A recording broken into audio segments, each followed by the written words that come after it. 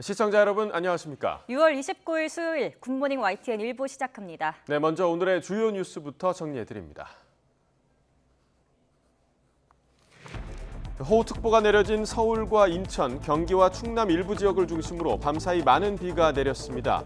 호우특보는 점차 확대되겠고 내일까지 250mm 이상의 폭우가 내리는 곳도 있겠습니다. 북한 지역에 많은 비가 내리면서 임진강 최북단 필승교의 수위가 급격히 오를 것으로 예상돼 위기 경보가 발령됐습니다. 정부는 접경 지역 주민 안전을 위해서 북측의 상류댐을 방류하기 전 통보해달라고 요구했습니다. 스페인을 찾은 윤석열 대통령이 호주 총리와의 정상회담에서 북한 비핵화와 중국과의 관계 설정 문제 등을 논의했습니다. 나토 사무총장과의 면담이 연기된 가운데 오늘은 가장 큰 관심이 쏠리는 한미일 정상회담이 열리고 나토 정상회의 연설에도 나섭니다. 서방 주요 7개국 G7 정상들이 러시아산 원유에 대한 가격 상한제를 추진하고 러시아 금 수입을 금지하기로 합의했습니다. 또 중국을 향해서 러시아가 우크라이나에서 철군하도록 촉구해야 한다고 압박했습니다. 실종된 조윤아 양 가족의 차량이 전남 완도군 송곡항 앞바다에서 발견됐습니다. 경찰은 차 안에 시신이 있을 가능성이 큰 것으로 보고 오늘 인양에 나설 계획입니다. 지난달 부산 동백항에서 40대 남매가 탄 차량이 바다에 추락해 여동생이 숨진 사건은 친오빠와 동거녀가 보험금을 노려 저지른 범행인 것으로 검찰 수사 결과 드러났습니다. 검찰은 앞서 남매의 아버지가 숨진 사건도 계속 수사하고 있습니다. 수감 중 병원에서 치료 중인 이명박 전 대통령이 3개월 형 집행정지 결정으로 일시 석방됐습니다. 2달 뒤 광복절 특사 명단에 포함될지 관심이 쏠리고 있습니다. 오늘이 내년 최저임금 심의 법정 시한일이지만 노동자 측과 사용자 측은 이견을 좁히지 못하고 있습니다. 최저임금 10,000원대 진입 여부를 놓고 양측의 줄다리기는 막판까지 이어질 전망입니다.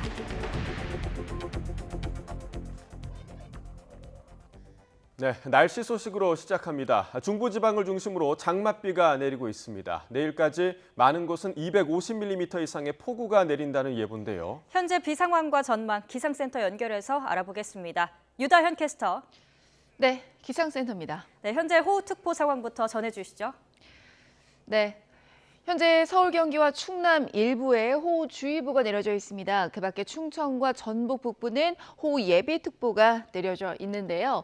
현재 강한 비는 경기와 충남에 집중되고 있습니다. 충남 청양과 경기도 양주에는 시간당 20mm 안팎의 세찬 비가 오고 있는데요. 오늘 낮 동안에는 비의 빗줄기가 약간 약해졌다가 밤부터 다시 강해질 것으로 보입니다. 이렇게 많은 비가 내리면서 산사태 위험도 큽니다. 수도권과 강원도에는 산사태 위기경보가 주의 단계고요. 해안을 중심으로는 강풍주의보도 내려져 있습니다. 금요일까지 장맛비가 이어질 텐데요. 일단 내일까지 수도권과 강원도의 많은 곳은 250mm 이상, 전북 북부와 경북 북부에도 100mm 이상의 폭우가 쏟아질 것으로 보입니다. 피해가 발생할 가능성이 높은 만큼 대비 철저히 해주시길 바랍니다. 기상센터였습니다. 오늘 경기도 연천군 임진강 최북단 필승교의 수위가 급격히 오를 것으로 예상돼 한강 홍수통제소가 위기경보를 발령했습니다. 한강 홍수통제소는 오늘 새벽 1시 현재 6.1m인 필승교의 수위가 7.5m까지 높아질 것으로 예상돼 관심 단계 위기 경보를 발령한다며 하천변 이용을 자제해달라는 내용의 문자 메시지를 지역 주민들에게 발송했습니다. 현재 북한 지역에도 많은 비가 내리면서 그 여파로 필승교 수위는 상승세를 보이고 있습니다. 북쪽에서 내려오는 비 유입량이 많아지면서 군남댐에서는 초당 3,000톤가량을 방류하고 있습니다. 네, 이처럼 장마가 시작된 북한에도 연일 폭우가 이어지고 있는 가운데 정부가 북한을 향해 댐을 방류할 경우 사전에 통지해달라고 공개적으로 요구했습니다. 정부가 통신선이 아닌 언론을 통해 먼저 입장을 밝힌 건 폭우로 인해 북한 측에서 일시적인 기술적 문제가 발생했기 때문으로 보입니다. 한현희 기자가 보도합니다. 평양 시내에 거센 바람과 함께 비가 쏟아집니다. 나무 밑동은 이미 불어난 강물에 잠겼습니다. 북한 지역 장마는 지난 25일부터 본격적으로 시작됐는데 오는 30일까지 많은 양의 폭우가 이어질 거란 예보입니다. 앞으로도 현재 영향을 주고 있는 저기압과 장마 전선의 영향으로 폭우를 동반한 200mm 이상의 매우 많은 비가 내릴 것으로 예견되고 있습니다. 북한 지역에 폭우가 예보되면서 우리 전방 지역에도 비상이 걸렸습니다. 북한이 임진강 상류에 있는 환강댐 수문을 개방하면 경기도 연천의 국남댐과 필승교 수위에 영향을 주기 때문입니다.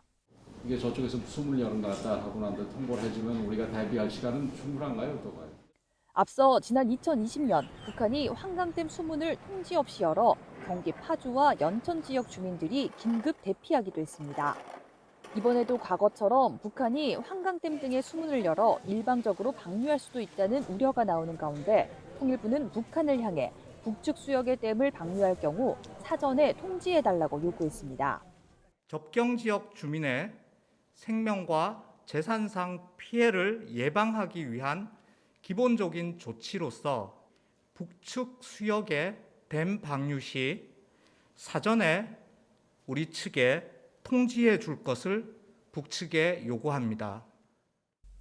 남측이 통지문이 아닌 언론을 통해 북한에 공개 요구를 한 건 이례적입니다. 폭우로 인한 북측의 기술적 결함으로 남북 간 통신 연결 상태가 불안정했기 때문인데 통일부는 오후에는 통신선이 복구돼 군 통신선을 통해 구두로 통지했다고 밝혔습니다. YTN 한혜입니다. 윤석열 대통령이 나토 정상회의 기간 첫 공식 일정인 호주 정상회담을 통해 가치규범 연대와 북핵 문제 협력 등을 논의했습니다. 윤 대통령은 한국 시각으로 어젯밤 10시 50분 마드리드 시내 한 호텔에서 앤서니 앨버니지 호주 총리와 마주 앉아 포괄적 전략 동반 관계를 어떻게 발전시킬지 논의했습니다. 대통령실은 한 호주 정상회담 이후 민주주의와 인권, 시장경제 등 두 나라 가치 규범의 연대를 확인했고 북한 비핵화와 한반도 평화 정책에 호주가 적극 협력할 것을 재확인했다고 설명했습니다. 윤석열 대통령과 한국 시간으로 새벽 1시에 예정됐던 나토 사무총장과의 면담이 갑자기 연기됐습니다. 대통령실은 나토 사무총장과 핀란드, 스웨덴, 튀르키예의 4자 회담이 예상보다 길어져 윤 대통령 면담이 연기됐다고 설명했습니다. 최근 우크라이나 전쟁 등을 계기로 핀란드와 스웨덴이 나토 신규 가입을 신청했지만 튀르키예가 완강히 반대하고 있습니다. 윤 대통령은 면담 현장에 왔다가 발길을 돌린 것으로 전해졌는데 대통령실 관계자는 내일이나 모레 면담할 가능성도 현재로선 불투명하다고 덧붙였습니다. 미국 백악관이 북대서양조약기구 나토 정상회의를 계기로 열리는 한미일 정상회담에서 북한의 집중적인 미사일 발사 등 계속된 위협의 논의에 초점을 맞출 것이라고 밝혔습니다. 제이크 설리번 백악관 국가안보보좌관은 나토 정상회의가 열리는 스페인으로 이동하는 비행기 안에서 간담회를 열고 이번 한미일 정상회담은 삼국 지도자가 오랜만에 만나는 회담이라며 이같이 말했습니다. 설리번 보좌관은 또 한미일 정상회담에서 인도태평양 파트너와 나토 동맹국과 함께 중국이 제기하는 도전에 대해서도 협의할 것이며 중국 문제는 나토 동맹국과의 관련성이 커지고 있는 사안이라고 강조했습니다. 중국은 북대서양조약기구 나토가 이번 주 정상회의에서 중국을 하나의 구조적 도전으로 규정하려고 하자 이를 즉각 중단하라며 반발했습니다. 자오리젠 중국 외교부 대변인은 정례 브리핑에서 중국의 발전은 전 세계의 기회이지 도전은 아니라고 주장하면서 거짓말과 도발적 발언의 유포를 즉시 중단하라고 나토에 요구했습니다. 자오 대변인은 또 냉전의 산물이자 세계 최대 군사동맹인 나토가 개별 국가의 패권 유지 도구로 전락했다며 미국을 비판했습니다. 윤석열 대통령과 함께 스페인 마드리드의 나토 정상회의 일정에 동행한 부인 김건희 여사가 첫 공개 일정을 소화했습니다. 김 여사는 주 스페인 한국문화원에 들러 홍보 활동을 살펴보고 직원들을 격려했습니다. 김건희 여사가 언론 앞에서 공개적으로 발언한 건 지난해 12월 대국민 사과 기자회견 이후 꼭 6개월 만이자 윤 대통령 취임 이후 처음입니다. 현장 발언 직접 들어보시죠. 스페인은 이 벨라스케스의 고향이자 우리가 이 현대미술의 창시자 중에 하나인 피카소의 아주 본국으로 아주 전 세계적으로 유명합니다. 네, 이제 여기 스페인 안에서 지금 현재 K 컬처가 또는 K 문화가 또 K 이제 요리가 굉장히 이제 활성화되고 있는데요. 이 모든 것들이 사실 여기 우리 한국문화원 11년째 됐지만 이분들의 노력으로 이제 이렇게 많이 이제 각광받게 됐다고 생각을 하고요. 앞으로 정말 더 격려가 많이 필요한 곳이라고 생각합니다. 지금 뭐 어느 나라도 마찬가지겠지만 특히 스페인 오늘 여기 와 보니까 참 여기 조그만 이 안에서 모든 한국을 다 보여줄 수가 있는 거잖아요. 그래서 여기 계신 분들이 얼마만큼 더 우리 한국을 더 홍보하고 알리는데 얼마나 그 자부심을 가져둘지를 제가 잘 느낄 수가 있겠어요. 노력을 많이 해주시면 감사하겠습니다.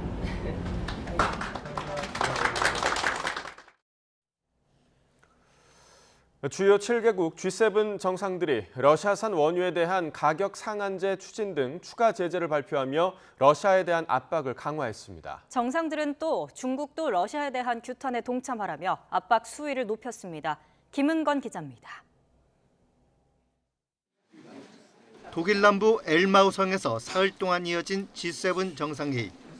전날 젤렌스키 대통령과 화상회의를 한 뒤 약 38조 원을 지원하기로 한 정상들은 우크라이나와의 확고한 연대를 거듭 다짐했습니다.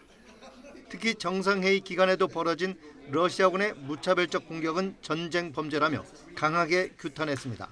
Mit vielen Toten und Verletzten ist erneut der Beweis, dass Putin seine brutale Aggression gegenüber der Bevölkerung beibehält. 러시아에 대한 추가 제재안도 내놨습니다. 러시아의 주요 수입원인 금 수입을 금지하기로 한 데 이어 러시아산 원유에 대한 가격 상한제를 추진하기로 했습니다. 러시아가 에너지 가격 급등으로 인한 이익을 보지 못하도록 하면서 국제 에너지 시장의 안정을 꾀하겠다는 겁니다. Ce mécanisme n'existe pas aujourd'hui. Donc la réflexion a commencé. Est-ce que j'y suis favorable? Oui, je trouve que c'est une très bonne idée. 반면 러시아는 원유나 천연가스는 국영기업인 가스프롬과 협상할 사안이라고 일축했습니다. 또 우크라이나의 항공만이 공격을 멈추게 할 수 있다며 서방의 무기 지원은 전쟁이 더 길어지게 할 뿐이라고 반발했습니다. Больше будут накачивать Украину оружием, тем дольше продлится этот конфликт, тем дольше продлится агония. G7 정상들은 중국에 대한 압박도 강화했습니다. 러시아가 우크라이나 병력을 철수하도록 중국도 목소리를 낼 것을 촉구하고 남중국해에서의 해양 영토 확장 시도와 티베트와 신장, 홍콩의 인권 상황에도 깊은 우려를 나타냈습니다. 또 북한에 대해선 이딴 탄도미사일 시험 발사를 강력히 규탄하면서 완전한 비핵화를 위한 대화에 나서라고 촉구했습니다. YTN 김은건입니다.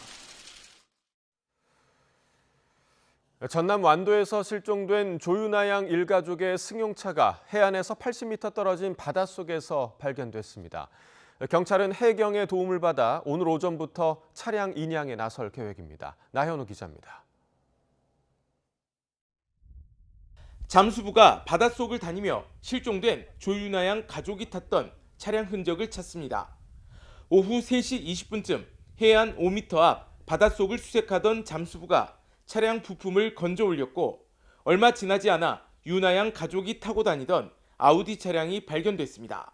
실종자가 운행하는 차량이 은평수사나 방파제로 침입한 게 발견되어서 저희가 잠수부를 동원해서 수색한 결과 아크릴로 보이는 그 부품이 발견돼서 집중 수색을 한 결과 이렇게 발견이 된 겁니다. 실종된 차량이 확인된 곳은 해안에서 무려 80m나 떨어진 깊이 10m 바닷속이었습니다. 차량은 뒤집힌 채로 트렁크가 열려 있었지만 사람이 타는 문 4개는 굳게 닫혀 있었습니다. 차량 내부 썬팅이 워낙 진해서 안에 사람이 있는지는 확인하지 못했습니다. 빛이 안 돌아서 내부 아무리 그 짙은 스프레시를 비춰봐도 내부를 확인할 수 없기 때문에 문이 닫혀져 있기 때문에 그 사체는 안에 있는 것으로 이렇게 추정을 하고 있습니다. 경찰은 우선 트렁크에 실려 있던 여행 가방을 인양해 가족의 옷가지가 들어있는 것을 확인했습니다. 경찰은 차량이 유실되지 않도록 그물을 덮어놓고 해경과 공조해 인양 작업을 할 예정입니다. YTN 나연호입니다. 부산 동백항에서 40대 남매가 탄 차량이 바다에 빠져 여동생이 숨진 사건과 관련해 검찰이 오빠의 동거녀를 구속 상태로 재판에 넘겼습니다. 부산지방검찰청 동부지청은 어제 42살 A씨를 살인과 보험사기 방지법 위반, 자살방조 미수 등의 혐의로 구속 기소했습니다. A씨는 지난 4월 부산 강서구 둔치 인근에서 동거남인 B씨와 함께 B씨 여동생이 가입한 자동차 사망보험금 6억 5천만 원 등을 받으려고 B씨 남매가 탄 차량을 고의로 바다에 빠지게 한 혐의를 받습니다. 당시 동생이 무사히 구조되자 A씨와 B씨는 지난달 3일 부산 기장군 동백항에서 다시 추락 사건을 일으켜 여동생을 숨지게 한 것으로 조사됐습니다. 횡령과 뇌물 등의 혐의로 징역 17년형을 확정받아 복역 중인 이명박 전 대통령이 형 집행정지로 풀려났습니다. 건강 상태가 고려돼 석 달 동안만 일시 석방된 건데 광복절 특별 사면 가능성에 무게가 실리고 있습니다. 김다연 기자가 보도합니다. 뇌물과 횡령죄로 안양교도소에 복역 중인 이명박 전 대통령이 형 집행정지로 풀려났습니다. 허가 결정을 내린 수원지검은 이 전 대통령이 수영 생활을 계속할 경우 건강이 극도로 나빠질 염려가 있다는 심의 결과를 반영했다고 설명했습니다. 형 집행이 정지되는 기간은 석 달로 외부 병원 등에서 치료를 받게 됩니다. 형 집행정지 소식이 전해지자 이 전 대통령 변호인은 나이와 건강 상태를 고려하면 늦었지만 다행이라고 생각한다는 짤막한 입장을 전했습니다. 형 집행은 정지됐지만 이 전 대통령이 풀려나는 모습은 공개되지 않았습니다. 지난주부터 이미 서울대병원에 입원해 있던 상태입니다.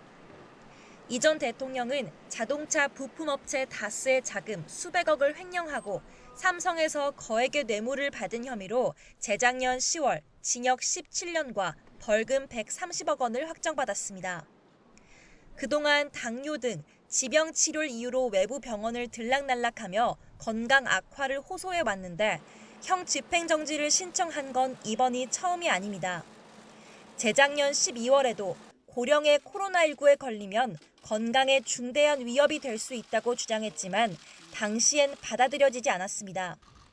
하지만 이번 형 집행정지 결정을 계기로 광복절 특별 사면 가능성에 무게가 실리고 있습니다.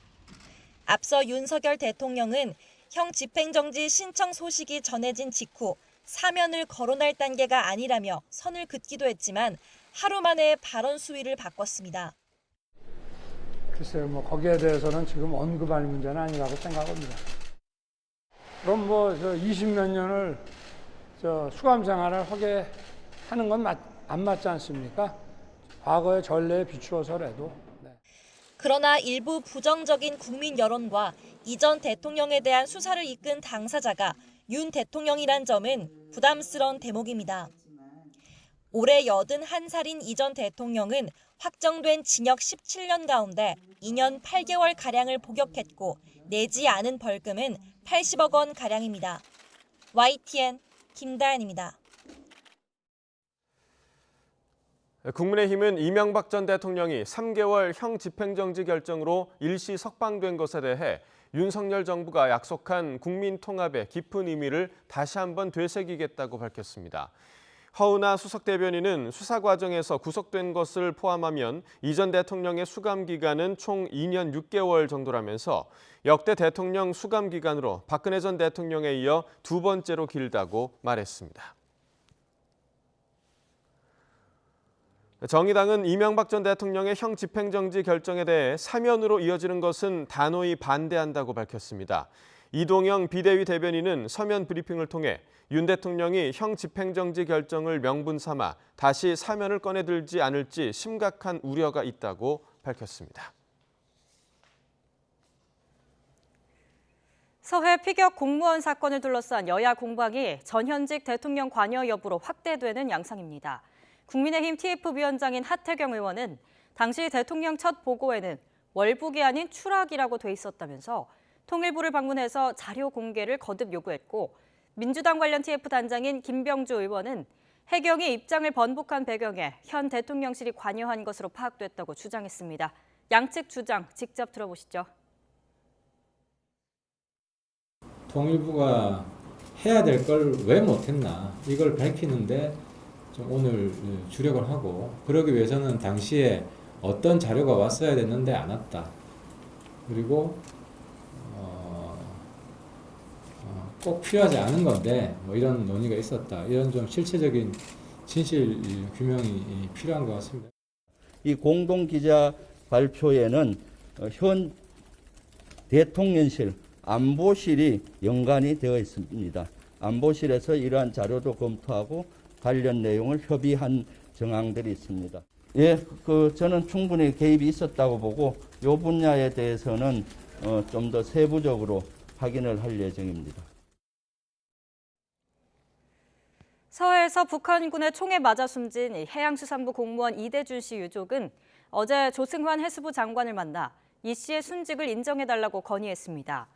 또 이 씨 사망 2주기인 오는 9월 22일 전남 목포시에서 해수부장으로 장례를 치르도록 해달라고 요구했습니다. 조 장관은 순직 여부를 해수부가 결정할 수는 없지만 절차에 대해 최대한 노력할 것이고 장례 절차는 유족과 협의해가면서 진행하겠다고 밝혔습니다. 더불어민주당이 7월 임시국회 소집을 요구하면서 사실상 원구성 강행 수순에 나섰습니다. 사실상 의장단 단독 선출까지 밀어붙일 수 있는데 국민의힘은 입법 독재 신호탄이라며 강하게 반발하고 있습니다. 엄윤주 기자입니다. 더불어민주당은 소속 의원 170명 전원 명의로 7월 임시국회 소집 요구서를 제출했습니다. 법제사법위원장을 여당에 양보하는 대신 사법개혁특위에 참여하라는 제안을 국민의힘이 끝내 거절하자 단독으로 후반기 국회를 열겠다는 겁니다. 어떤 양보도 없이 철벽같이 고집만 피고 있는 국민의힘은 역대 어느 여당도 보여주지 않은 국회 정상화를 의도적으로 가로막는 새 기록을 쓰는 중입니다. 사실상 의장단 선출과 인사청문회 특위 구성 등 국회 일정을 민주당이 강행 처리할 수 있다고 압박한 셈인데 국민의힘은 즉각 반발했습니다. 21대 국회 전반기 당시 민주당이 모든 상임위원장을 강행 선출한 것을 끌어들이며 입법 독주 재시작의 신호탄이 될 것이라고 맹공을 퍼부었습니다. 민주당이 일방적으로 본회의를 소집한다면 이는 입법 독재 재시작의 신호탄이 될 것입니다. 또다시 우리 국회가 지켜온 협치 정신을 짓밟는 것입니다. 여야는 권성동 원내대표가 대통령 특사 자격으로 필리핀 신임 대통령 취임식에 참석하는 것을 두고도 설전을 주고받았습니다. 민주당은 정부 여당이 국회 정상화에 의지가 없다고 몰아붙였고 여당의 지도부나 대통령 태도를 볼 때 국회를 정상화할 의지가 너무 약한 거 아니냐, 그런 것이 좀 아쉽고요. 아예 대화를 기피하고 회의를 출국하는 것이 과연 바람직한 태도냐는. 국민의힘은 이미 3주 전에 결정된 특사 결정을 두고 공세를 펴는 건 전형적인 물타기라고 맞받았습니다. 이미 사전에 확정되어 있는 행사이고 대통령 특사로 가는 부분을 알고 있으면서 그것을 지금 협상의 장애물인 것처럼 하는 것은 전형적인 물타기 내지는 프레임 설정의 기만 전술 아닌가. 여야는 원내 수석 부대표가 물밑 접촉을 통해 원구성 논의를 이어가고는 있습니다. 하지만 접점을 찾기 어려운 상황에서 민주당이 7월 임시국회에서 의장단 선출까지 강행할 경우 전국은 더욱 경색될 것으로 보입니다. YTN 엄윤주입니다. 공군 성폭력 피해자 고 이해람 중사 사망 사건 수사를 맡은 특별검사팀이 공군 본부를 비롯한 관련 군 기관을 대상으로 동시다발 압수수색에 나섰습니다. 안미영 특검팀은 어제 공군 본부와 고 이중사가 소속돼 있던 제20 전투비행단과 제15 특수임무비행단, 공군 수사단 등을 압수수색해 관련 자료를 확보했습니다. 특검팀은 공군 내 성폭력과 2차 가해, 국방부와 공군 본부의 사건 은폐 의혹의 진상을 밝히기 위해서 신속하고 철저하게 수사하고 있다고 밝혔습니다. 이어 기록과 증거를 토대로 관련자 조사 등 전방위 수사를 진행하고 있다고 덧붙였습니다.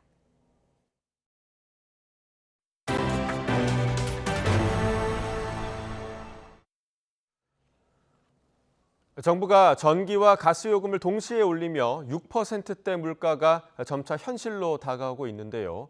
택시나 상하수도 등 정부의 통제 범위를 넘어선 공공요금도 도미노 인상이 예고돼 고물가 상황은 더욱 굳어질 것으로 보입니다. 권남기 기자입니다.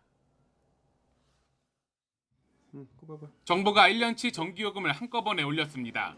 기업부터 소비자까지 모두 영향을 미치며 물가 상승을 부채질하겠지만 수십조 적자를 앞둔 한전을 내버려둘 수 없다고 판단한 겁니다. 하지만 적자를 메우기엔 여전히 부족해 하반기에 전기료를 또 올릴 수 있다는 관측이 나옵니다. 최근에 에너지 가격은 이런 계속 높은 상황이라 적자는 계속 쌓일 거기 때문에 가을이나 겨울쯤에 전기요금을 좀 추가적으로 인상할 수 있는. 혹여 정부가 하반기 전기료 인상을 막는다 해도 추가 공공요금 인상은 피할 수 없을 전망입니다. 지방자치단체가 가격을 결정하는 상하수도나 택시요금 등은 이미 줄줄이 인상이 예고됐습니다. 대구는 상수도 요금을, 제주도는 음식 쓰레기 처리 수수료를 당장 다음 달부터 올립니다. 강원도는 시내버스 요금, 울산은 택시 요금의 인상 여부를 하반기에 결정할 예정입니다. 여기에 지하철 누적 적자가 16조 원에 달하는 서울 등 요금 인상 시한폭탄을 안고 있는 지역도 수두룩합니다.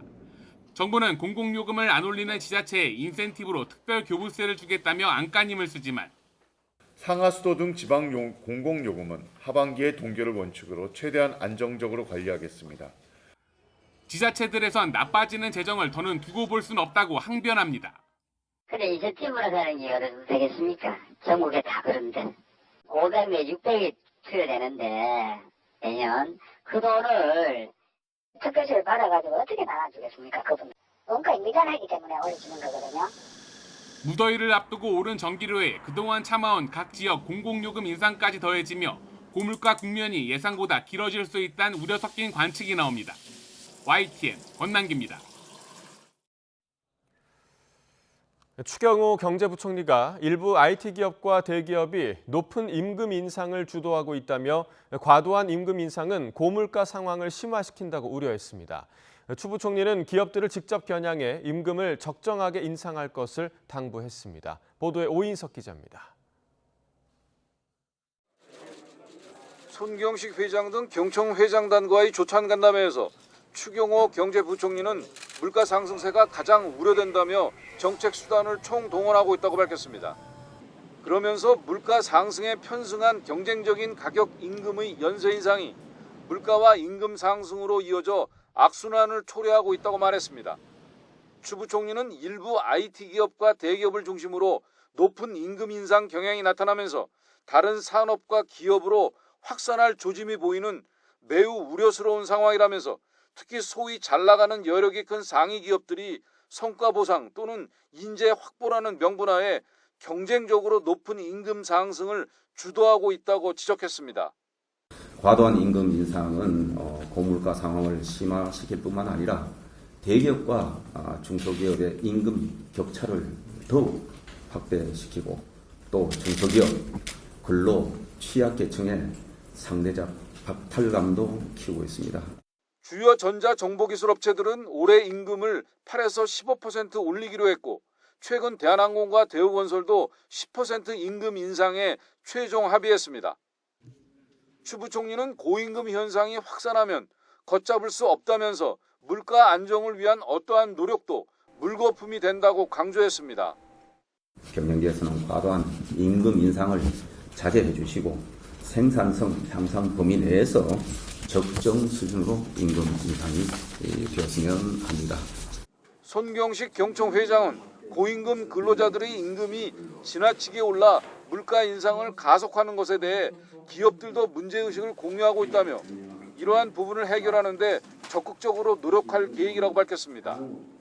또 기업들이 체감할 수 있는 강력한 규제 개혁과 상속세 최고세율 인하 등 세제 개편을 정부에 건의했습니다. YTN 오인성입니다. 내년도 최저임금 심의에 참여하는 노동계와 경영계가 전원회의에서 최저임금 최초 요구안에 수정안을 냈습니다.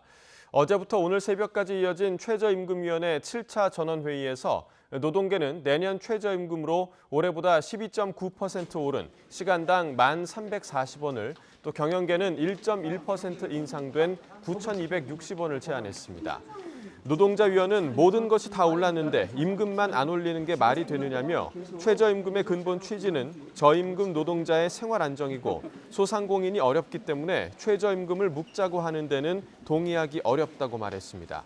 반면 사용자위원은 이미 최저임금은 중위소득의 60% 이상이고 우리나라 인건비가 낮은 수준이 아니라며 물가가 올랐다고 얘기하는데 원자재는 몇 배 더 올랐고 최저임금을 주지 못하는 농촌의 현실도 고려해야 한다고 설명했습니다. 네, 앞서 저희 YTN이 중대재해처벌법 이후 발전사에 우후죽순 들어선 감시 카메라 문제를 지적했는데요. 이 발전사에는 이뿐만 아니라 요즘 하청업체와의 선긋기도 부쩍 늘어났다고 합니다. 안전사고가 일어나면 불똥이 회사로 튀지 않도록 하는 데만 골몰하는 것 아니냐는 비판이 나오고 있습니다. 이준엽 기자입니다. 왜? 이따 저녁에 시간 되심 소주 한잔 하실래요? 응? 소주? 아, 그렇지. 웬일이야 근데? 아, 그게 있잖아요.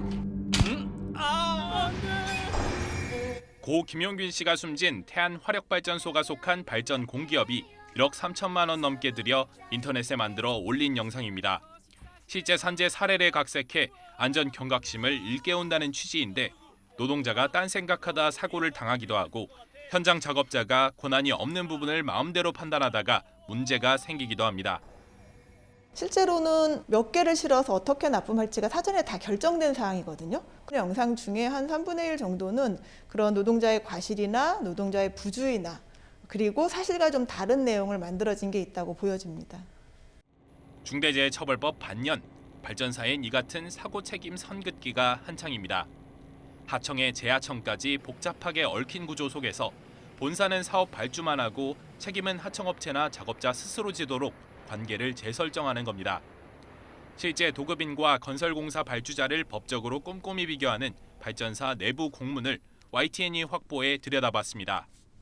시공을 주도해 총괄하고 관리하는지에 따라 양쪽이 구분되는데 산업안전보건법과 중대재해처벌법에서 도급인에게는 안전책임을 묻지만 발주자에게는 묻지 않습니다. 이렇다 보니 현장에선 본사와 하청업체 직원이 한데 섞여 일하는데도 어떻게든 업무에 관여하지 않는 발주자 지위를 적용하려다 묻지 못할 일도 벌어집니다. 단체 대화방에서 본사 소속 과장이나 팀장이 현장 안전 문제를 지적하면서 부탁합니다 또는 권고합니다라는 표현을 사용하고 하청업체는 이를 복사한 뒤 다른 하청업체들이 속한 또 다른 단체 대화방에 그대로 전하거나 때론 강력히 권고하기도 합니다. 과거 발전사 본사 로고가 선명하게 찍혔던 안전작업 허가 서류에서도 어느 순간 로고가 사라졌습니다. 하청업체들은 기존 본사 인력이 맡았던 안전관리 인력을 대체하는 작업이 한창인데 기존 노동자에게 작업관리자라는 직책만 추가로 맡겨 현장에 투입하기도 합니다.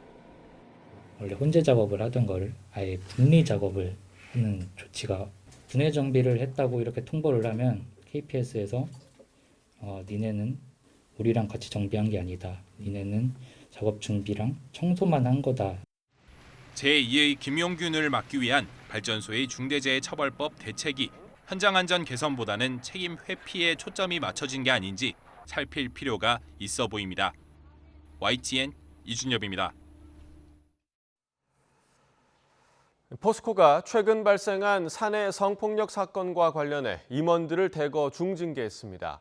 포스코는 이번 사건의 피해자와 관련 직원에 대해 관리 책임이 있는 임원 6명을 중징계했다고 밝혔습니다.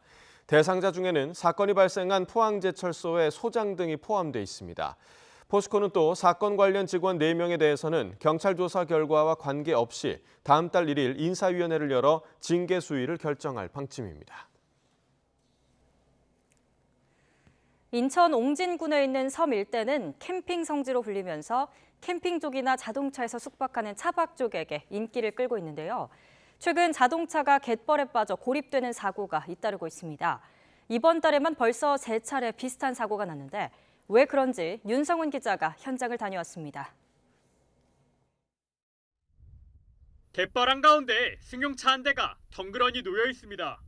소방관과 해양경찰관들이 승용차를 끌어내려 했지만 역부족. 견인차까지 동원한 끝에 승용차를 겨우 건져냈습니다. 자갈길에 세워뒀던 차량이 밀물에 떠내려가 갯벌에 빠진 거로 추정됩니다.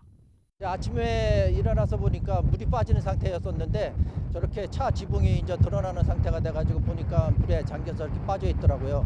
그리고 저런 상태가 한 달에 한 두세 골 정도로 요즘 들어서 자주 저렇게 발생하는 상태입니다. 승용차가 고립된 곳은 인천 옹진군에 있는 선제도와 측도 사이 갯벌. 두 섬을 잇는 폭 4m, 길이 500m가량의 자갈길에서 비슷한 사고가 반복되고 있습니다. 제가 서 있는 이 자갈길은 바닷물이 빠질 때 하루 2번만 모습을 드러내는데요. 자갈길과 갯벌의 구분이 명확하지 않아 운전자들이 갯벌에 빠지는 사고가 잇따르고 있습니다. 매일 물에 잠겼다 드러나게 반복하는 갯벌에서 경계 표시조차 없는 좁은 길을 달리다 보니 조금만 벗어나도 바퀴가 뻘밭에 빠져 옴짝달싹 못하게 되는 겁니다. 실제 지난 6일과 13일에도 전기차와 SUV가 갯벌에 빠지는 사고가 발생해 온라인 커뮤니티에서 화제가 되기도 했습니다. 주민들은 선제도와 측도 사이에 다리나 도로를 놔야 사고를 막을 수 있다고 입을 모읍니다. 차 잘 다닐 수 있게 공구리 쳐서 턱을 져서 턱만 치면 내려가지 않을 거 아니냐. 그럼 이런 현상도 없고. 그러나 옹진군은 예산 등을 이유로 단기간에 도로와 다리를 설치하기는 어렵다며 주의 경고를 담은 표지판 정도만 설치할 수 있다는 입장입니다. 최근 캠핑과 차박 등을 위해 섬을 찾는 사람이 늘어나고 있지만 운전자 피해를 막을 마땅한 안전대책은 없어 각별한 주의가 필요해 보입니다. YTN 윤성훈입니다. 어젯밤 9시쯤 충북 음성군 삼성면 덕정 삼거리 인근 도로에서 SUV 차량이 전봇대를 들이받는 사고가 났습니다. 차량이 심하게 파손되고 전봇대는 두 동강 났지만 전력 공급에는 차질이 생기지 않았습니다. 경찰은 고속 질주하다가 사고를 낸 운전자가 곧바로 도주했다는 목격자 진술을 바탕으로 사고 운전자를 뒤쫓고 있습니다. 어제 저녁 8시 반쯤 부산 다대동의 연립주택에서 불이 났습니다. 이 불로 다친 사람은 없었지만 80만 원의 재산 피해가 났습니다. 소방당국은 불이 나기 전 세탁기를 가동했고 화재 초기 세탁기에서 불꽃을 봤다는 거주자 진술을 토대로 10년 이상 쓴 세탁기 노후로 인한 화재로 추정했습니다. 어제 오후 6시 20분쯤 강원 원주시 지정면 폐차장에서 연기가 피어오른다는 신고가 접수됐습니다. 4시간 10분 만에 불이 진화됐고 폐차들이 탔지만 인명피해는 없었습니다. 소방당국은 날이 밝는 대로 자세한 화재 원인과 재산 피해 규모를 조사할 예정입니다. 우크라이나의 민간 시설을 폭격한 러시아군이 제2의 도시 하르키우도 다시 공격할 가능성이 커지고 있습니다. 이처럼 러시아의 공세가 강화되자 단결을 강조하고 있는 서방의 셈법 역시 복잡해지고 있습니다. 류재복 기자입니다. 미사일 공격으로 폐허가 된 쇼핑센터에서 구조 작업이 시작됐습니다. 잔해를 치워가며 혹시 모를 생존자를 찾지만 시간이 갈수록 피해는 커지고 있습니다. 처참한 광경을 지켜보는 시민들은 당시를 회상하며 치를 떱니다. З роботи якраз дійшла до Амстора, там де горка піднімалась на горку і стався вибух. Вилетіли стекла, я упала, потім секунд 10-15 пролунало. 러시아는 서방의 무기 저장고를 공격했다고 주장하며 테러 비난을 부인했습니다. 하지만 피해를 본 건 모두 민간인이었습니다. Я була в 500 метрах від місця взриву. Це, звісно, жах. Це просто жах. У мене слов немає, як це виразити. 러시아는 지난 2주 동안 우크라이나 제2도시 하르키우에도 포격을 가했습니다. 민간인 20명 이상이 목숨을 잃었습니다. 포격에 이어 하르키우 전선 부근에 대규모 병력이 집결하면서 지상군 침공 가능성이 커지고 있습니다. 이처럼 러시아의 공세가 다시 거세지자 서방의 긴장감도 높아지고 있습니다. 경계와 단결을 주문하는 목소리가 높지만 전쟁 장기화에 따른 각국의 셈법은 점점 복잡해지고 있습니다. Noch ist natürlich nicht abzusehen, wie sich die Welt in den kommenden Monaten und Jahren verändern wird. Klar ist aber, dass wir diese Veränderung am besten meistern werden, wenn wir eng und vertrauensvoll zusammenstehen und zusammenarbeiten. 미국에서도 비관론이 고개를 들고 있습니다. 미국 당국자는 러시아에 빼앗긴 영토를 모두 되찾을 기대가 사라진다며 승리의 조건을 다시 정의해야 한다는 내부 논의가 시작됐다고 전했습니다. YTN 유재복입니다. 오늘도 곳곳에 장맛비가 이어지겠습니다. 현재 강한 비구름은 경기 동부와 강원 영서 쪽에 영향을 주고 있고요. 이 지역에는 시간당 20mm 안팎의 장대비가 집중되는 곳이 있습니다. 비구름이 이동함에 따라서 수도권과 충남 북부에 내려졌던 호우특보는 조금 전에 해제가 됐는데요. 빗줄기는 낮 동안에 잠시 약해졌다 밤사이 다시 강해지겠고 오전까지는 해안가를 중심으로 바람이 무척 강하게 불겠습니다. 한편 중북부 지역에 많은 비가 집중되면서 수도권과 강원도에는 산사태 위기경보 주의 단계가 발령 중인데요. 시설물 피해 없도록 각별히 주의해 주셔야겠습니다. 금요일까지 장마전선은 남북을 오르내리며 비를 뿌리겠습니다. 일단 내일까지 수도권과 강원도의 많은 곳은 250mm 이상, 전북 북부와 경북 북부 지역에도 100mm가 넘는 폭우가 쏟아지겠습니다. 지금까지 날씨 정보였습니다. 스페인을 찾은 윤석열 대통령이 호주 총리와의 정상회담에서 북한 비핵화와 중국과의 관계 설정 문제 등을 논의했습니다. 나토 사무총장과의 면담이 연기된 가운데 오늘은 가장 큰 관심이 쏠리는 한미일 정상회담이 열리고 나토 정상회의 연설에도 나섭니다. 서방 주요 7개국 G7 정상들이 러시아산 원유에 대한 가격 상한제를 추진하고 러시아 금 수입을 금지하기로 합의했습니다. 또 중국을 향해서 러시아가 우크라이나에서 철군하도록 촉구해야 한다고 압박했습니다. 호우특보가 내려진 서울과 인천, 경기와 충남 일부 지역을 중심으로 밤사이 많은 비가 내렸습니다. 호우특보는 점차 확대되겠고 내일까지 250mm 이상의 폭우가 내리는 곳도 있겠습니다. 실종된 조윤아 양 가족의 차량이 전남 완도군 송곡항 앞바다에서 발견됐습니다. 경찰은 차 안에 시신이 있을 가능성이 큰 것으로 보고 오늘 인양에 나설 계획입니다. 수감 중 병원에서 치료 중인 이명박 전 대통령이 3개월 형 집행정지 결정으로 일시 석방됐습니다. 2달 뒤 광복절 특사 명단에 포함될지 관심이 쏠리고 있습니다. 민주당이 소속 의원 전원 명의로 7월 임시국회 소집을 요구했습니다. 사실상 국회의장단 단독 선출 수순을 밟으며 압박하고 나서자 국민의힘은 입법 독재 신호탄이라며 반발했습니다.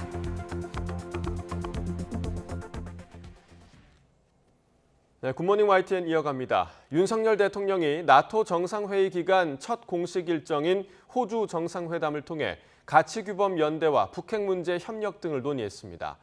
윤 대통령은 우리 시각으로 어젯밤 10시 50분 마드리드 시내 한 호텔에서 앤서니 앨버니지 호주 총리와 마주 앉아 포괄적 전략 동반 관계를 어떻게 발전시킬지 논의했습니다. 대통령실은 한 호주 정상회담 이후 민주주의와 인권, 시장경제 등 두 나라 가치규범의 연대를 확인했고 북한 비핵화와 한반도 평화 정책에 호주가 적극 협력할 것을 재확인했다고 설명했습니다. 윤석열 대통령과 함께 나토 정상회의 일정에 동행한 부인 김건희 여사가 첫 공개 일정을 소화했습니다. 김 여사는 주 스페인 한국문화원을 40분 동안 방문해 홍보 노력에 감사함을 표시하고 직원들을 격려했습니다. 2011년 해당 문화원 개원 이후 대통령 배우자의 방문은 처음으로 김 여사는 문화원에서 진행 중인 김하영 디자이너의 초청전과 K-패션 전시회를 관람하며 한국 의료 소재인 인견 가치가 남다르고 대한민국 문화는 확장 가능하다고 강조했습니다. 이어 타지에서 근무하는 직원들의 애로사항을 듣고 한국 문화원 활성화와 지원 방안에 대해 이야기했습니다. 미국 백악관은 오늘 열리는 한미일 정상회담에서 북한의 집중적인 미사일 발사 등 계속된 위협에 논의에 초점을 맞출 것이라고 밝혔습니다. 제이크 설리번 백악관 국가안보 보좌관은 나토 정상회의가 열리는 스페인으로 이동하는 비행기 안에서 간담회를 열고 이번 정상회담은 3국 지도자가 오랜만에 만나는 회담이라며 이같이 말했습니다. 제닛 옐런 재무부 장관의 다음 달 방한 때 추가 대북 제재에 대해 논의할 수 있느냐는 질문에는 지난 18개월간 새 제재 대상을 계속 찾고 있다고 말해 가능성을 내비쳤습니다. 이와 함께 이번 정상회담에서 인도태평양 파트너와 나토 동맹국과 함께 중국이 제기하는 도전에 대해서도 협의할 것이라며 중국 문제는 나토 동맹국과의 관련성이 커지고 있는 사안이라고 강조했습니다. 중국은 나토가 새 전략 개념에 중국을 포함시킨 것에 강력히 반발했습니다. 윤석열 대통령의 나토 정상회의 참석에도 우회적으로 불만을 표시했는데 우리 정부는 특정 국가를 겨냥한 것이 아니라는 입장입니다. 베이징에서 강성욱 특파원이 보도합니다. 중국은 북대서양조약기구 나토가 중국을 새 전략 개념에 포함시킨다고 밝힌 것을 비판했습니다. 나토가 미국의 패권 유지를 위해 동원되고 있다며 새 전략 개념을 포기하라고 요구했습니다.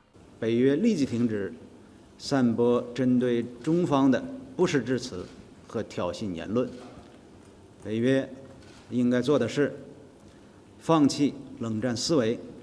중국은 관변 매체를 동원해 나토 정상회의에 한국과 일본 등이 참석하는 것에도 불만을 표시했습니다. 특히 윤석열 대통령이 나토 정상회의에 참석함으로써 한중 관계가 약화될 것이라고 주장했습니다. 한반도의 평화와 안정에 부정적 영향을 줄 것이라며 은근히 압박하기도 했습니다.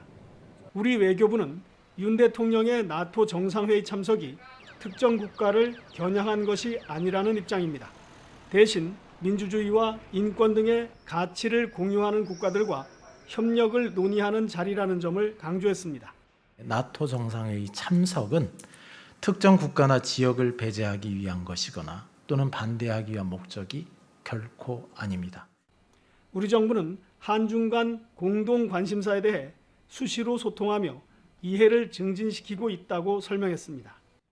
중국이 나토의 확장에 분명한 반대를 표시한 만큼 나토와의 협력 문제는 앞으로도 한중 간에 더 소통이 필요할 것으로 보입니다. 베이징에서 YTN 강성웅입니다. 주요 7개국 G7 정상들이 러시아산 원유에 대한 가격 상한제를 추진하기로 했습니다. G7 정상들은 현지 시각 28일 정상회의 폐막과 함께 발표한 공동성명에서 제3국 민간 부문과 협의해 러시아산 원유 가격 상한제 도입을 위한 모든 조처를 검토하기로 했다고 밝혔습니다. 러시아가 에너지 가격 급등으로 인한 이익을 보지 못하도록 하는 것이 목표로 원유 가격 상한제를 지킨 경우에만 원유 수송과 관련한 보험을 제공하는 방안 등이 검토되고 있습니다. G7 정상들은 또 러시아로부터 금 수입을 금지하도록 추진하기로 합의하고 중국의 왜곡된 무역 관행에 대해서도 규탄했습니다. G7 정상들은 북한의 대륙간 탄도미사일, ICBM 등 탄도미사일 시험 발사를 규탄하고 북한이 완전한 비핵화를 위한 대화에 나설 것을 촉구했습니다. G7 정상들은 현지 시각 28일 독일 바이에른주 엘마우성에서 정상회의를 마치고 발표한 공동성명에서 북한의 지속적이고 불법적인 탄도미사일 시험 발사를 강력히 규탄한다고 밝혔습니다. 이어 북한이 유엔 안전보장이사회의의 결의에 부합하게 불법적인 대량 살상 무기와 탄도미사일 프로그램을 완전하고 검증 가능하며 불가역적으로 포기해야 한다고 강조했습니다. G7 정상들은 북한이 외교적 해결에 나서 완전한 비핵화를 위한 대화를 재개할 것을 촉구했습니다. 행정안전부는 중부 지역의 예비특보가 발표됨에 따라서 중앙재난안전대책본부 1단계를 가동하고 위기 경보 수준도 주의 단계로 상향했다고 밝혔습니다. 내일까지 수도권과 강원 내륙 산지에 비가 많이 오는 곳은 강수량이 300mm 이상일 것으로 전망됩니다.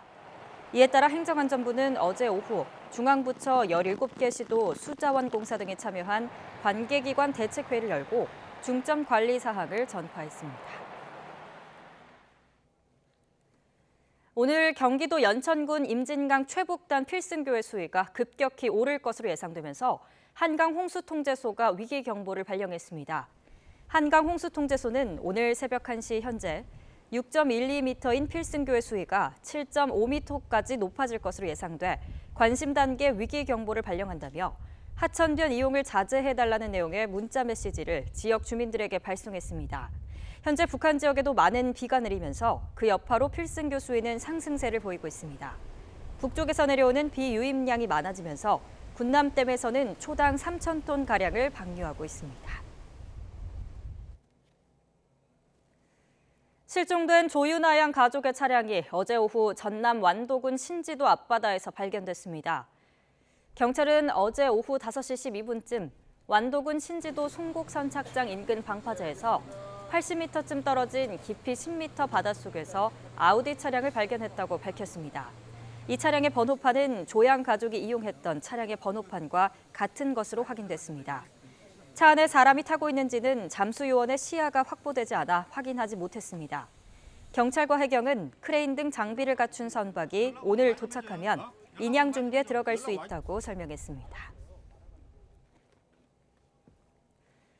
네, 이렇게 한 달 가까이 행방이 묘연했던 조윤아 양 가족의 행적도 조금씩 밝혀지고 있습니다. YTN이 추가로 확보한 CCTV 영상을 보면 이들 가족은 분리수거까지 꼼꼼히 한 뒤에 숙소를 떠난 것으로 나타났는데요. 자세한 내용 오선열 기자가 취재했습니다. 한밤에 조윤아 양의 어머니가 축 늘어진 윤아 양을 업고 펜션을 나섭니다. 아버지는 휴대전화와 무언가가 담긴 봉투를 들고 있습니다. 애초에 들고 온 짐이 없어 의문을 일으켰습니다. 하지만 YTN이 추가로 확보한 영상을 보면 윤아 양 어머니가 미리 여행용 가방을 승용차에 싣는 것을 확인할 수 있습니다. 무슨 일인지 모르겠지만 갑자기 입퇴실을 한 거죠. 일반적인 패턴, 똑같은 패턴이면 전혀 터치가 안 돼요. 입퇴실을 알 수가 없어요. 펜션을 떠나기 30분 전 검은 옷차림을 한 윤아 양 어머니가 숙소 문을 열고 다시 나옵니다. 손에는 방에서 나온 쓰레기가 들려 있습니다. 윤아 양 어머니는 2차례에 걸쳐 분리수거까지 꼼꼼히 마친 뒤 숙소를 떠납니다. 귀가가 아닌 다시는 돌아오지 않을 무엇인가 행선지를 향하는 결심 이런 것들을 시사하게 돼서 경찰은 윤아 양 가족의 통신과 금융계좌 기록을 받아 분석하는 등 그동안의 행적을 조사하고 있습니다. 윤아 양 가족은 행방이 묘연했던 지난달 28일에도 완도 인근 펜션에서 묵었던 것으로 확인됐습니다. 경찰은 지난해 7월 이후 윤아 양 부모 모두 일정한 수입이 없어 생활고에 시달렸을 것으로 보고 가상화폐 투자 실패 여부 등을 파악하고 있습니다. YTN 오순열입니다. 남매가 함께 탄 차량이 바다에 빠져 여동생만 숨진 동백항 추락 사건과 관련해서 검찰이 오빠의 동거녀를 재판에 넘겼습니다. 검찰은 보험금을 노린 살인 사건으로 보고 남매의 아버지가 숨진 사건도 계속 수사하고 있습니다. 한동호 기자입니다. 119 구조대원들이 축 늘어진 여성을 물 밖으로 끌어올립니다. 40대 남매가 탄 차량이 바다에 빠져 뇌종양을 앓던 여동생만 숨진 이른바 동백항 추락 사건입니다. 여동생은 6억 5천만 원 상당의 자동차 사망보험에 가입한 상태였습니다. 사건 당시 홀로 빠져나온 오빠는 살인 혐의로 청구된 구속영장 실질심사에 불출석한 이튿날 숨진 채 발견됐습니다. 검찰이 사건 발생 50여일 만에 오빠의 동거녀 A씨를 재판에 넘겼습니다. 보험금을 노린 살인사건의 공범이라는 이유입니다.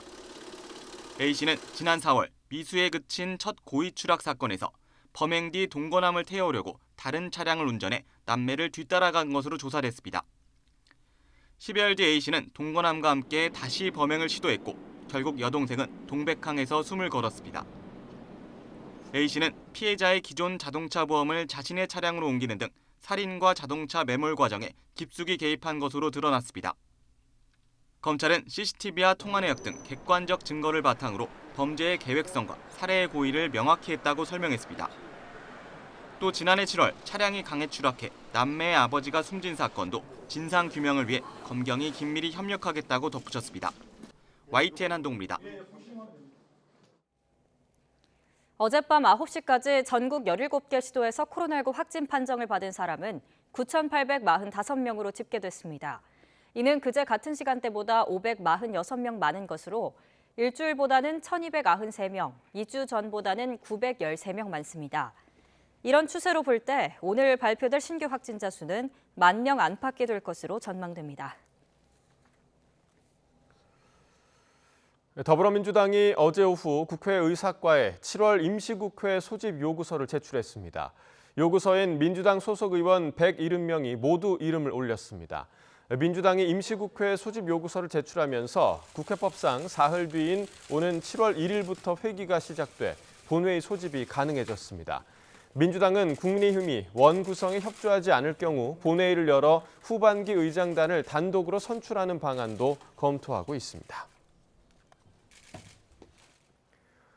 국민의힘 권성동 원내대표가 더불어민주당의 단독 선출을 통해 뽑힌 국회의장의 권위를 절대 인정할 수 없을 것이라고 밝혔습니다. 권 원내대표는 필리핀 신임 대통령 취임식 특사단 자격으로 출국하기 전 기자들과 만나 국회의장도 여야가 합의한 상태에서 선출돼야 정당성이 부여된다며 이렇게 말했습니다. 이어 민주당이 후반기 국회의장 후보로 내정한 김진표 의원을 향해 정말 독단적 국회 소집에 의한 선출을 바라는 것이냐며 이에 대한 입장을 밝히라고 촉구했습니다. 더불어민주당 내 대표적인 친문계인 홍영표 의원이 당권 도전 포기를 선언하며 이재명 의원 불출마 압박에 가세했습니다. 이런 가운데 이 의원은 국회 입성 뒤 1호 법안으로 민영화 방지법을 대표 발의하면서 고심을 이어가고 있습니다. 정현우 기자의 보도입니다. 친문계 핵심인 4선의 홍영표 의원이 민주당 사는 길에 자신을 바치겠다며 오는 8월 전당대회 불출마를 선언했습니다. 유력 당권주자 가운데선 지난 22일 전해철 의원에 이어 두 번째입니다. 특정인을 거론하지 않겠다고 했지만 사실상 이재명 의원의 불출마를 압박하는 모양새입니다. 책임 정당이라는 그런 것들을 재정립해야 된다고 봅니다. 저는 내려놓았습니다. 그래서 우리 모두가 그런 성찰과 반성 속에서 책임을 지고 이런 움직임에 친명계 좌장인 정성우 의원은 그런 정치가 말이 되느냐, 정상적이냐면서 불편한 심기를 드러냈습니다. 잇따른 불출마 압박 속에서도 이 의원은 공개 입장을 내놓지 않으며 무건수행을 이어가고 있습니다. 그러면서 첫 법안으로 민영화 방지법을 대표 발의하면서 의정활동에 집중하고 있습니다. 동료 의원 14명이 이름을 올렸는데 정부가 단독으로 공공기관 민영화를 단행하는 것을 막기 위해 관련 주식을 팔 때는 국회의 사전 동의 절차를 받게 하자는 내용 등이 담겼습니다. 이 의원이 당권 도전과 관련해 장고를 이어가고 있는 가운데 어떤 선택을 내릴지 관심입니다. YTN 정윤우입니다. 국민의힘과 정부, 대통령실이 다음 달 6일 새 정부 출범 이후 첫 고위 당정대 회의를 개최할 것으로 전해졌습니다. 국민의힘 관계자는 YTN과의 통화에서 다음 달 6일 서울 삼청동에 있는 총리공관에서 고위 당정대 회의가 열린다고 밝혔습니다. 회의에서는 당정이 시급히 챙겨야 할 민생 안정 대책과 규제 개혁 관련 입법 등이 논의될 전망입니다. 검찰이 이명박 전 대통령의 형 집행정지 신청을 받아들였습니다. 수원지방검찰청은 어제 오후 2시부터 열린 형 집행정지 심의위원회를 통해 이 전 대통령의 징역형 집행정지 신청을 3개월에 한해 받아들이기로 했습니다.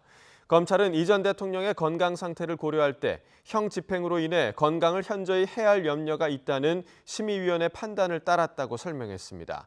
형 집행정지가 받아들여지면서 이 전 대통령의 건강이 회복될 때까지 검찰이 지정한 장소에서 머물며 치료를 받게 됩니다. 법무부가 지난주 검찰 고위 간부 인사에 이어 역대 최대 규모의 중간 간부 인사를 발표했습니다. 전국 특별수사부서 가운데 가장 규모가 큰 서울중앙지검 반부패 수사부 3곳에 윤석열 4단 특수통 부장검사들이 나란히 배치되는 등 대대적인 물갈이 인사가 단행됐습니다. 나혜인 기자입니다. 검찰의 직접 수사 기능을 최대한 확대하는 조직 개편에 맞춰 윤석열 정부 첫 검찰 중간 간부 인사가 단행됐습니다. 일선 수사를 지휘하는 차장, 부장검사급 680여 명이 한꺼번에 자리를 옮겼는데 핵심 요직엔 검찰 내 윤석열 4단이 전면 배치됐습니다. 특히 눈에 띄는 건 전국 최대 규모인 서울중앙지검 특별수사부서 3곳입니다.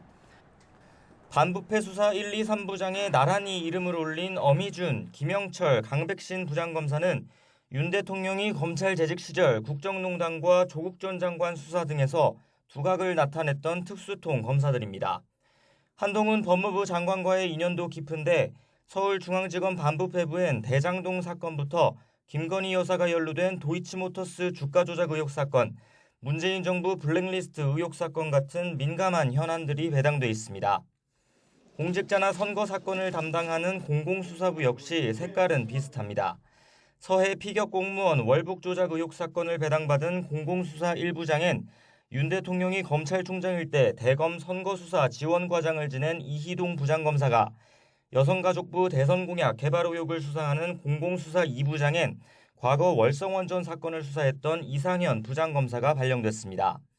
산업부 블랙리스트 의혹 수사를 지휘하는 서울 동부지검 차장엔 대통령제 인수위원회에 파견됐던 전무곤 차장검사가 전보됐고, 여의도 저승사자로 불리는 서울 남부지검 금융증권범죄 합동수사단장엔 과거 사법농단 사건을 수사했던 단성한 부장검사가 이름을 올렸습니다.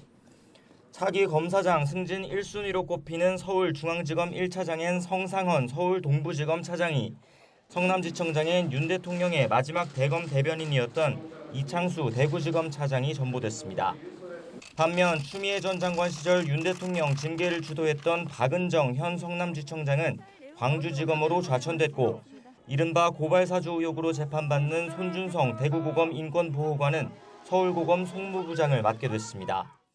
법무부는 그 어느 때보다 전문성과 능력을 중시했고, 특히 그동안 어려운 여건에서도 정의와 공정에 대한 의지를 실천하려 했던 검사들을 요직에 배치했다고 설명했습니다.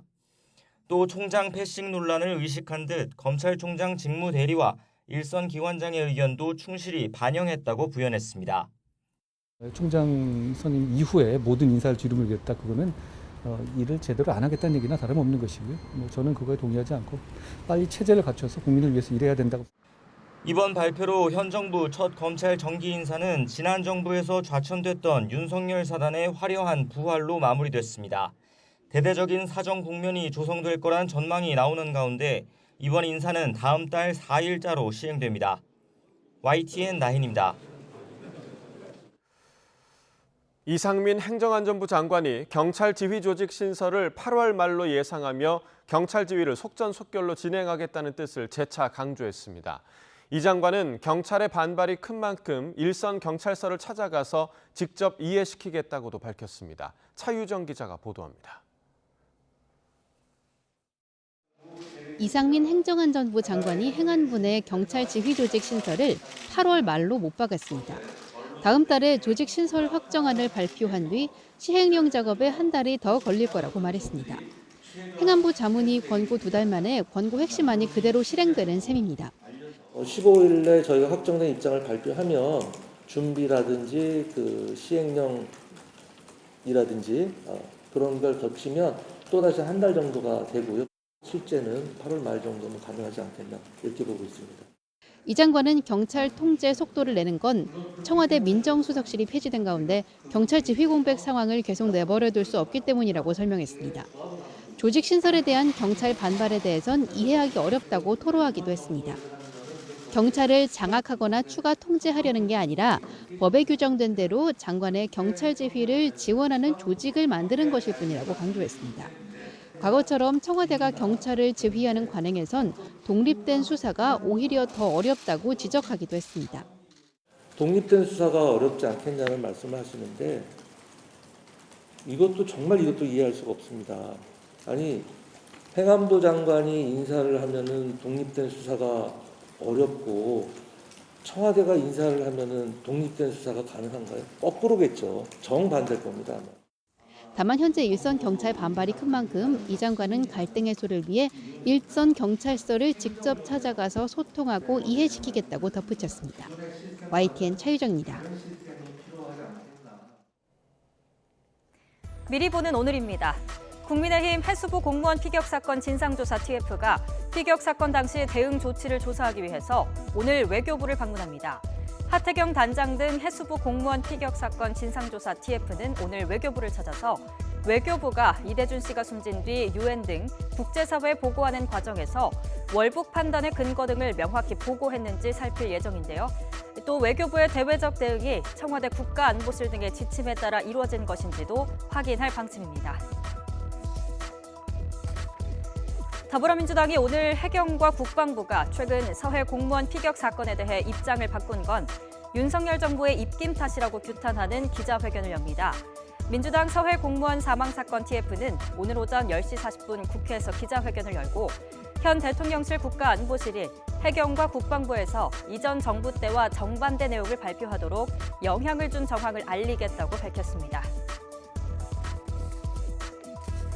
내년도 최저임금 심의 법정 시한이 오늘로 다가왔지만 노동자와 사용자 측은 이견을 좁히지 못하고 있습니다. 어제부터 오늘 새벽까지 이어진 최저임금위원회 7차 전원회의에서 노동계는 내년 최저임금으로 올해보다 12.9% 오른 시간당 1,340원을, 경영계는 1.1% 인상된 9,260원을 제안했는데요. 최저임금위는 오늘 오후 3시 8차 전원회의를 열 예정이고 노동계와 경영계는 2차 수정안을 제출할 것으로 전망됩니다. 양측의 입장 차이가 좁혀지지 않으면 공익위원들이 제출한 금액을 표결에 붙여서 최저임금 수준을 결정하게 됩니다.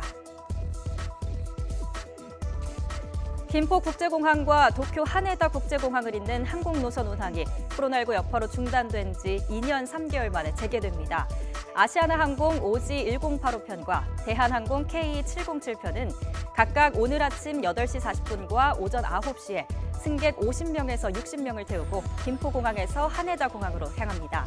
오늘부터 대한항공과 아시아나항공은 수요일과 토요일 주 2회 김포 하네다 노선을 운항하고 일본항공과 전일본 공수도 각각 주 2회씩 운항합니다. 지난 5월 칸 국제영화제 감독상 수상작이죠. 헤어질 결심이 193개국에 선판매됐다고 배급사 CJ ENM이 전했습니다. 박찬욱 감독이 연출한 헤어질 결심은 오늘 우리나라와 프랑스 동시 개봉을 시작으로 다음 달 인도네시아와 홍콩, 타이완에서 개봉합니다. 또 태국과 체코에서는 8월 영국과 북미 지역에서는 10월에 개봉합니다. 지금까지 미리 보는 오늘이었습니다.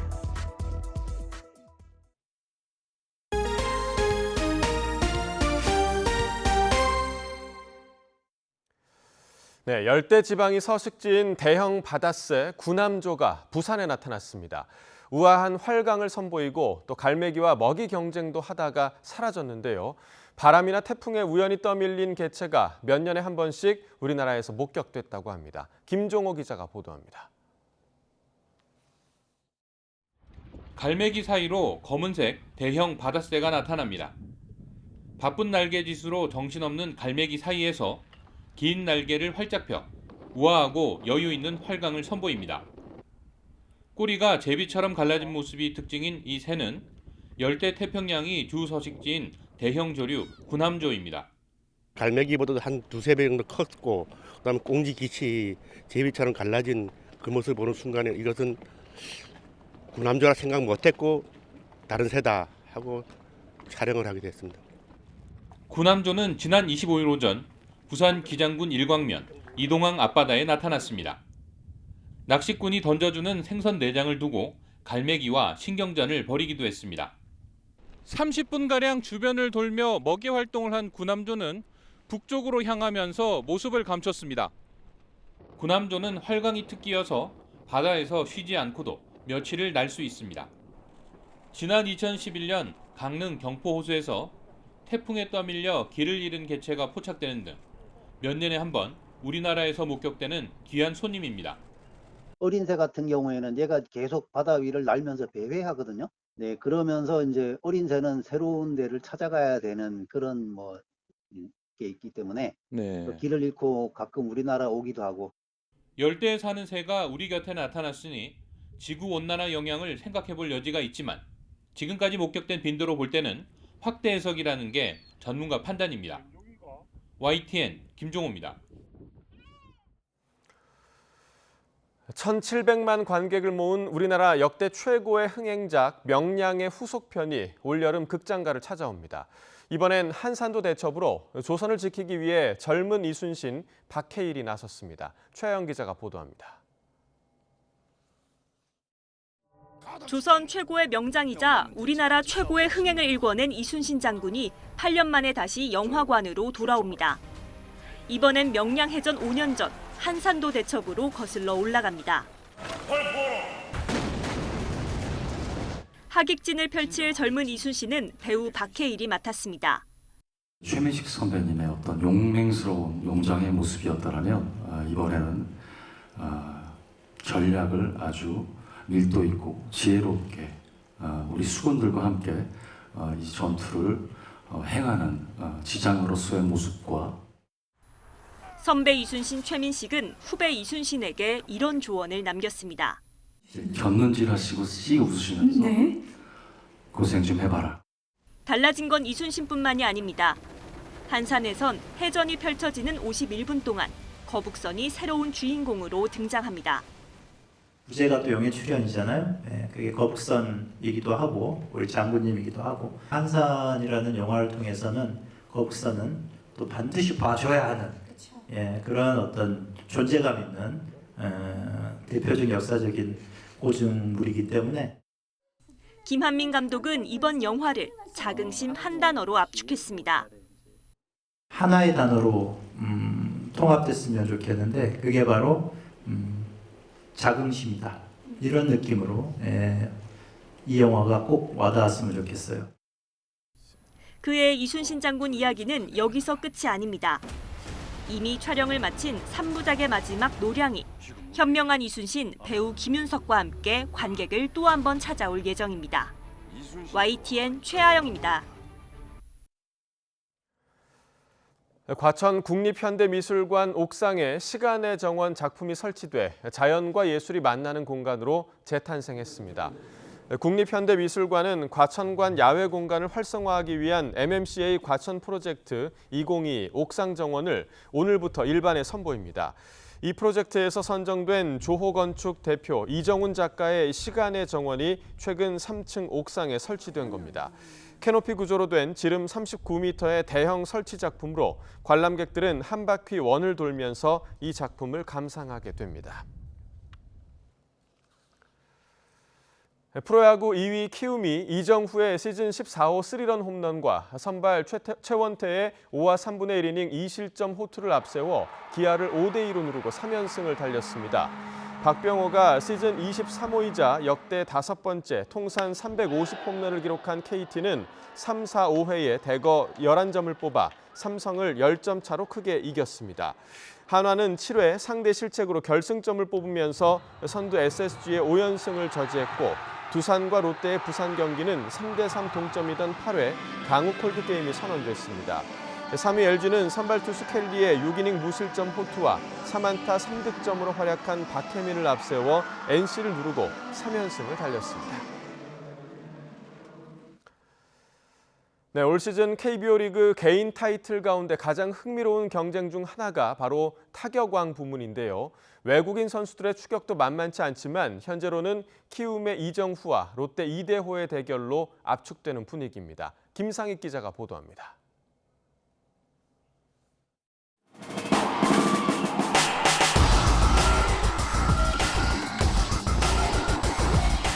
(28일) 오전 현재 타율 선두는 키움의 이정후, 롯데 이대호가 그 뒤를 잇고 있습니다. 이정후가 미세하게 앞서 있지만 반올림할 경우 둘의 타율은 3할 5푼 1리로 같습니다.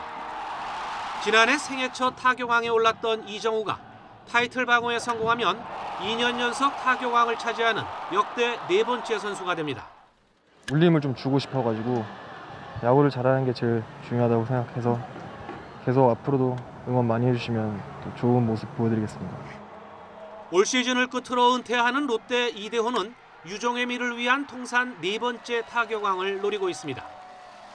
아쉬운 팀 성적을 이 타이틀로 위로받는다면 이병규를 넘어서는 만 40세의 최고령 타격왕 등극이자 장효조와 양준혁의 최다 수상과 타이 기록을 작성하면서 다이아몬드를 떠나는 영광을 안게 됩니다. 요즘에 사랑받는 게 너무 느껴지고 감사드립니다. 마지막까지 최선을 다해서 좋은 경기로 보답하겠습니다. 절정의 기량을 뽐내는 야구 천재 이정후와 마지막 불꽃을 태우는 조선의 4번 타자 이대호. 16살 차이 선후배가 벌이는 불꽃 경쟁이 반환점을 돌고 있는 KBO 리그의 흥미로운 관전 포인트가 되고 있습니다. YTN 김사익입니다. 고물가 현상이 길게 이어지는 가운데 소비자들은 석유류 제품 가격 상승을 가장 우려하는 것으로 나타났습니다. 여기에 기준금리 상승 추세까지 겹치면서 앞으로 삶이 더 어려워질 것으로 보는 시각이 급격히 늘고 있습니다. 박병한 기자가 보도합니다. 지난 2월 24일 시작된 우크라이나 사태. 4개월이 지났지만 전쟁이 언제 끝날지 모르는 가운데 원유가와 곡물가 급등, 공급망 차질 등으로 소비자들이 후유증에 시달리고 있습니다. 소비자들은 앞으로 1년 동안 물가 상승에 영향을 미칠 품목으로 석유류를 첫손에 꼽았습니다. 농축수산물과 공공요금 등이 뒤를 이었습니다. 앞으로 1년 동안 예상하는 물가 상승률, 그러니까 기대 인플레이션율은 3.9%로 지난 5월 전망인 3.3%보다 0.6%포인트나 뛰었습니다. 고물가에 대한 우려가 커진 셈입니다. 길어지는 고물가 상황에 미국과 우리나라 등 주요 국가의 기준금리 인상이 겹치면서 경제 상황을 바라보는 시선은 악화일로입니다. 경제 상황에 대한 소비자의 심리를 나타내는 소비자 심리 지수는 이번 달 96.4로 나타나 한 달 만에 무려 6.2포인트나 하락했습니다. 기준선 100을 밑돌아 앞으로 경기가 나빠질 것으로 보는 시선이 크게 늘었습니다. 우크라이나 사태의 장기화, 중국의 성장 둔화, 주요국 금리 인상, 물가 상승세의 지속 등의 영향을 받아 생활 형편 및 경기 관련 지수가 모두 하락하며 전월 대비 6.2포인트 하락하였습니다.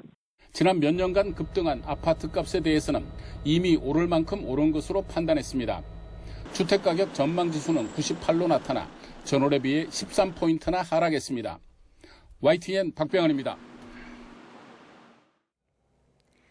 이달 초 민주노총 산하 화물연대가 총파업을 벌인 데 이어서 다음 달에는 수도권 레미콘 운송차주들의 파업이 예상됩니다.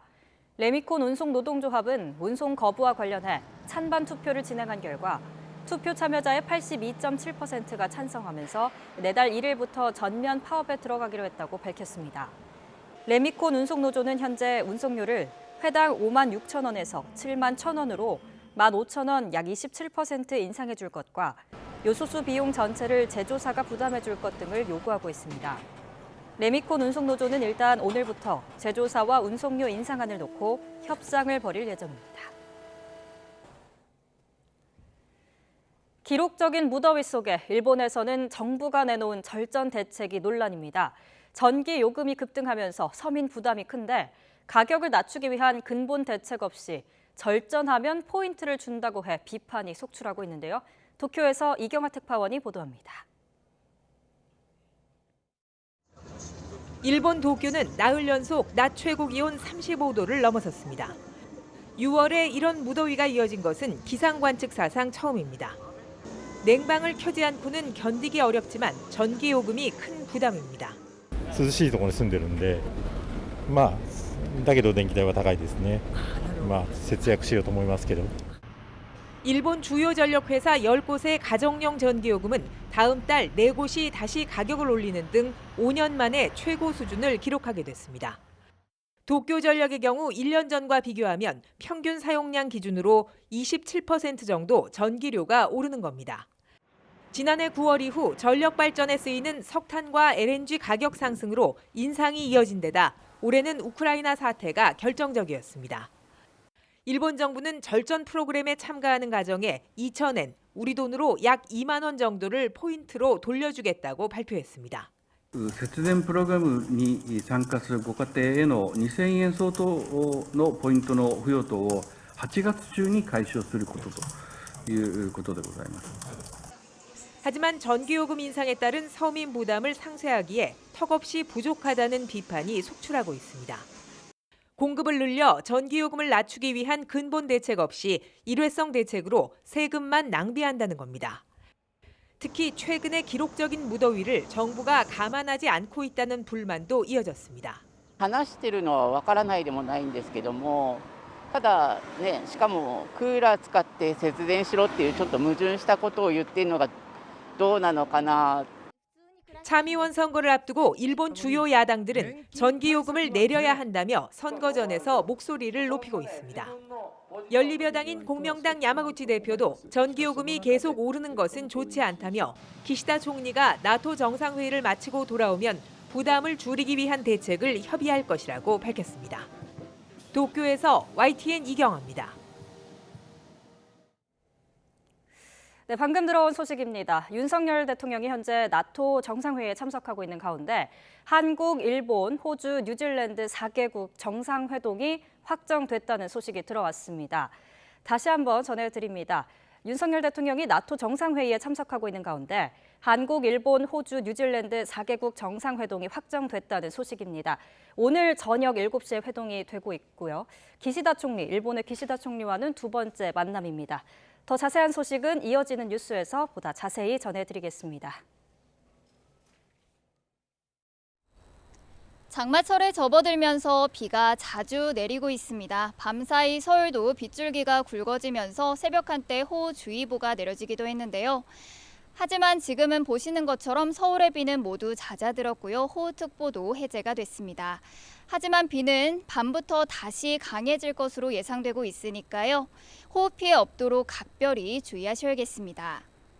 현재 레이더 화면부터 살펴보도록 하겠습니다. 비구름이 점차 동쪽으로 이동하고 있는데요. 지금은 강원 영서와 전북 등 곳곳에 시간당 10mm 안팎의 비가 이어지고 있습니다. 비는 낮 동안에 잠시 약해지겠지만 밤부터 점차 강해지겠고요. 비구름이 이동하는 지역에 따라서 호우특보도 다시 내려지겠습니다. 한편 많은 비가 내리면서 산사태 위험도 커지고 있는데요. 수도권과 강원도에는 산사태 위기 경보 주의 단계가 발령 중인 만큼 이 산사태가 우려되는 지역에서는 안전한 곳으로 대피하셔야겠습니다. 일단 내일까지 수도권과 강원도에 많은 곳은 250mm 이상, 이 전북 북부와 경북 북부에도 100mm가 넘는 폭우가 쏟아지겠습니다. 이후 장마 전선은 남북을 오르내리면서 금요일까지 많은 비를 뿌릴 전망입니다. 현재 해안가에는 강풍주의보가 내려진 가운데 오늘 오전까지 바람도 강하게 불 것으로 보이니까요. 해안가 안전사고에도 유의하셔야겠습니다. 지금까지 서울 상암동에서 YTN 신미림입니다.